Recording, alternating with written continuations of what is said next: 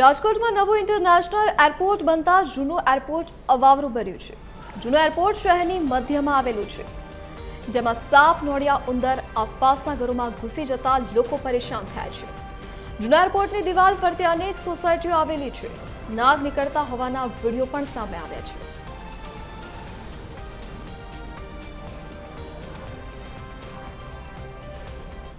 हमारे हाल की परिस्थिति एवी है कि सोसायटी में मंदिर है, बहुत सरस मंदिर है, बधा त्या दर्शन करवा सवारे सांजे जावे।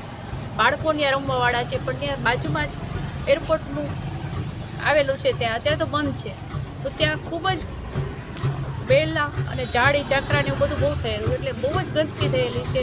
त्यां नोळिया, साप बधुं निकळे छे, एटले मंदिरमां आवे छे। मंदिरमां अमे जई शकीए एवी परिस्थिति, बाळको बीवे, वृद्धोने बेसाय एवी नथी।